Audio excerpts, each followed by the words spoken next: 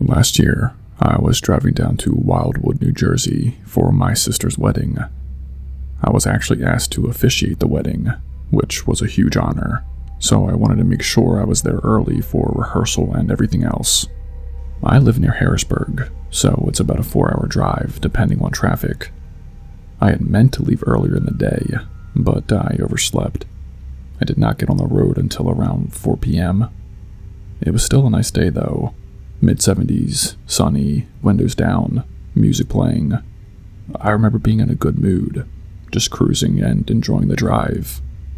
By the time I got close to 7 p.m., I was on the Atlantic City Expressway. The sun was starting to dip, but it wasn't dark yet.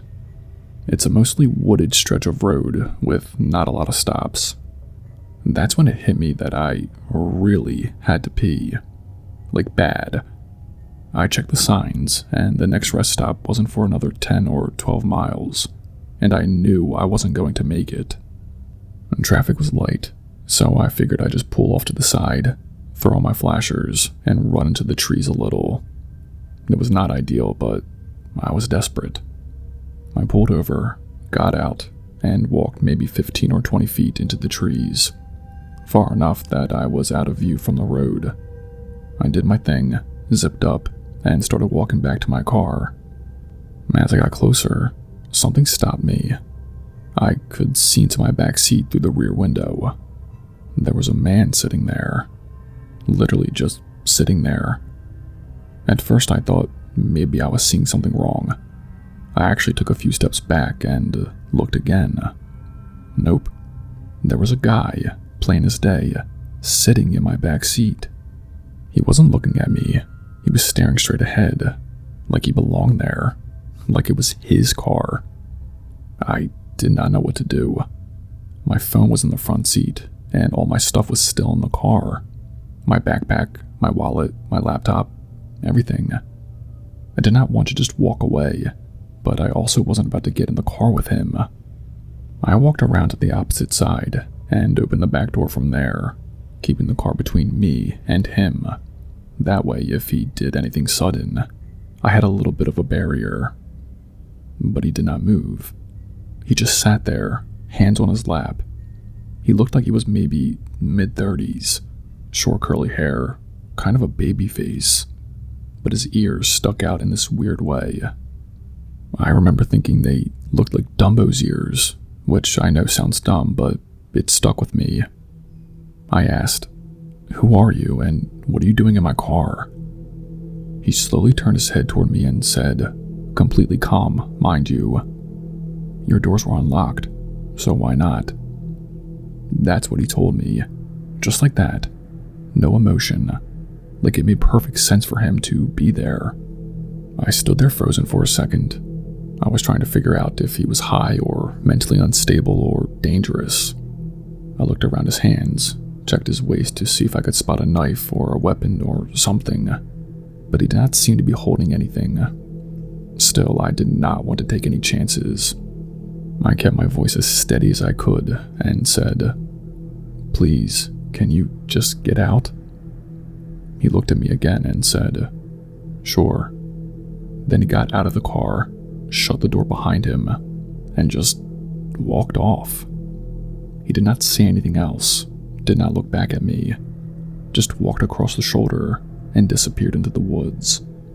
I stood there for another 10 seconds, my heart pounding, watching to make sure he didn't circle back. When I couldn't see him anymore, I opened the driver's side door, jumped in, locked all the doors immediately, and got out of there. I checked everything once I was back on the road.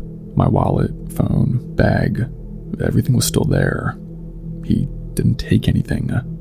I don't even think he touched anything. I got to the hotel about an hour later and did not tell anyone at first. I did not want to cause a scene before the wedding. But after it was over, I told my family. They were just as freaked out as I was. And now, I never leave my doors unlocked, even for a second. And if I ever have to pee while driving, I hold it. Or I go into a bottle. I'm not stepping into the woods again. Not after that. Still don't know what that guy wanted, though. Maybe nothing. Maybe everything. But I was lucky. That's all I know.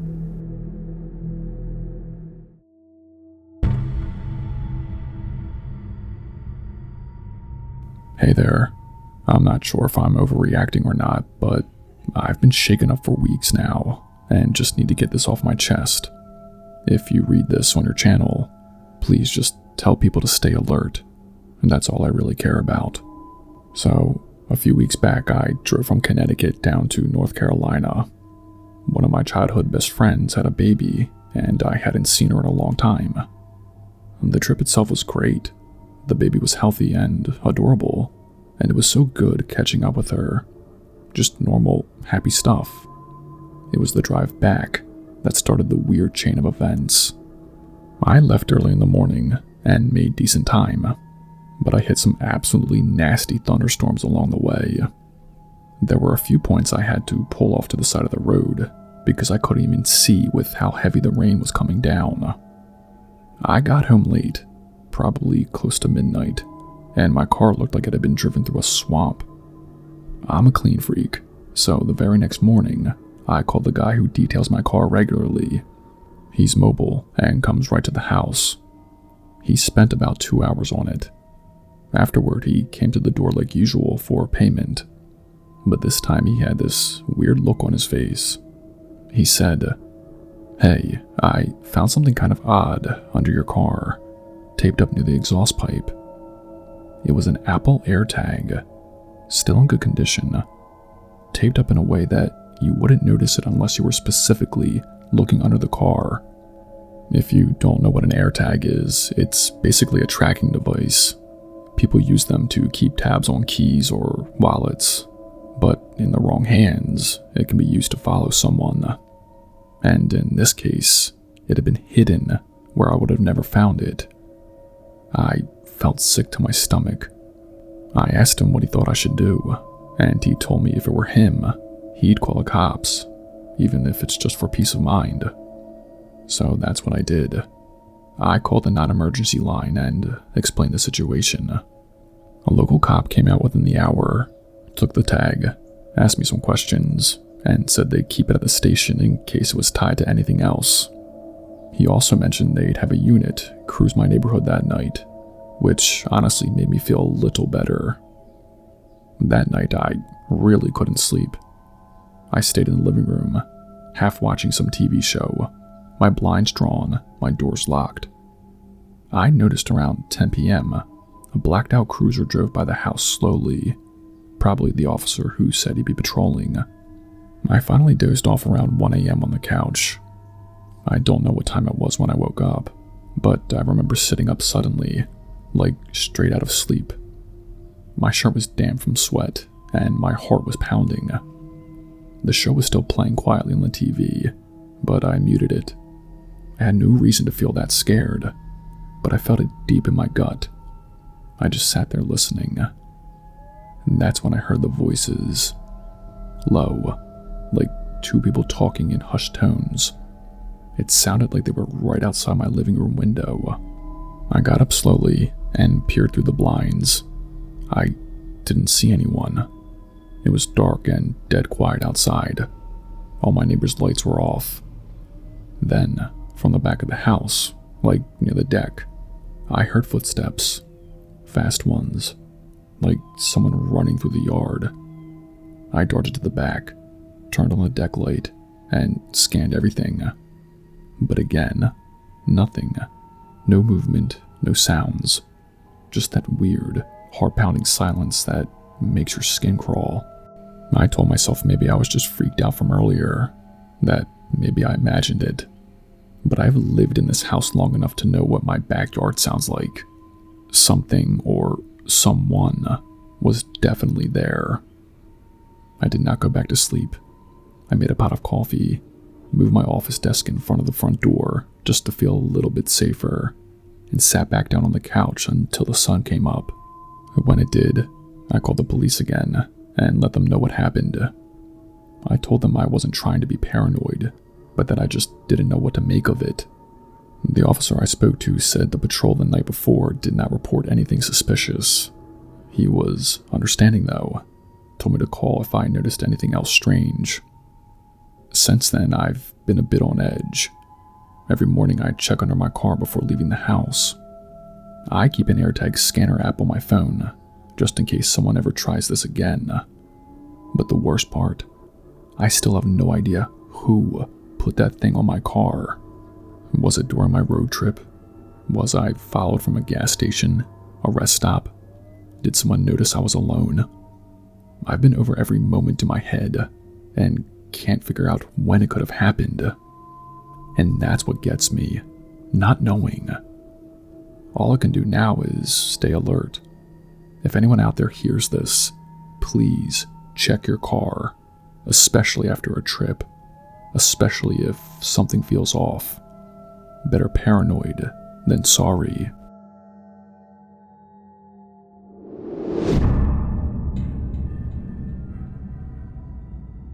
I've been a traveling hairstylist for a little over 3 years now. It's not glamorous, but it's practical. I save a ton of overhead, and honestly, most of my clients prefer the convenience. I've always dreamed of having my own salon, but with how expensive everything is right now, I just don't see that happening anytime soon. One of my favorite clients, maybe the favorite, is a woman named Tracy. She's 93 years old, lives alone, and somehow has more mental clarity than I do half the time. She remembers every detail, what we talked about last appointment, what color shirt I wore, even the name of my cat. Sharp as a tack.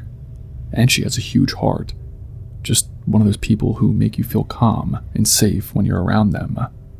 Every 6 weeks, like clockwork, I drive out to her apartment.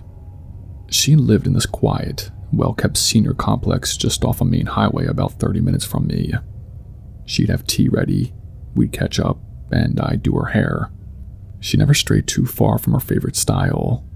Just a nice trim and a simple set. Easy. A few weeks ago, she told me her daughters were asking her to move into a senior living facility. Not because she had any mental decline. She was still very independent. But they were worried about her being all alone. She was upset, understandably, but eventually agreed. The catch was, the new place was over 3 hours away, way too far for me to keep her as a regular client. I was bummed. She was bummed. We both knew it was the right thing though, but it still sucked. She scheduled one last appointment before the move, but instead of our usual noon slot, she asked me to come around 8 p.m. That was weird. Tracy was the type to be in bed before 9, so I asked if everything was okay. She just said she had a busy day with packing, and it was the only time she'd be free. I did not push it from there. I figured, hey, it's her last appointment, I'll do whatever works for her. I told her this one will be on the house anyway, as a goodbye gift. So, that evening I drove out like I always did. It was already dark when I got there. I parked, walked up to her building, and punched in the entry code. I'd been there so many times I could do it with my eyes closed. When I got to her floor, I noticed something right away. Her apartment door was slightly open. Not wide open, just a few inches, like someone hadn't pulled it shut all the way. That was off. Tracy was meticulous about things like that. Still, I knocked softly and pushed it open. I called out, "Tracy, it's me." That's when I saw her. She was standing in the living room, but not how I expected. She was in the corner, her back to me, facing the wall, completely still. Her head was slightly tilted down, and her shoulders were kind of hunched. At first I thought maybe she dropped something or was cleaning, but she did not respond when I called her name again. I stepped inside. I did not know whether to laugh or panic. I kind of nervously joked, "You okay? You trying out some new yoga pose or something?" No response. She did not move at all. I took another step closer, and that's when I saw she was holding something. In her right hand, She had a small nail file. In her left, a blue lighter. That made no sense. Why would she be holding those two things, just standing like that? I said, "Tracy," again, this time more serious. She finally spoke, but she did not turn around. She just said, "Go now, before you can't." That's it. Nothing else. Her voice was flat. Not angry, not panicked. Just hollow. I did not wait to find out what that meant. I turned around, walked straight out of the apartment, and did not look back. I got in my car, locked the doors, and just sat there for a minute trying to make sense of what just happened. Then I drove home. I called a few of my friends once I calmed down. No one else could make sense of it. One friend thought maybe she had some kind of mental break. Another said maybe she was trying to protect me from someone else being there. I don't know. The next morning, I tried calling her cell phone. Straight to voicemail. Her landline rang a few times and then nothing. I haven't heard from her since. No updates from her daughters. Nothing on social media. I even Googled her name to see if there were any obituaries or facility updates. But there's been nothing. Not a day goes by where I don't think about that night. About the way she stood there. The way she said that line to me. I don't know what happened to Tracy. I just know I wasn't supposed to be there that night. And I still don't know if I left in time.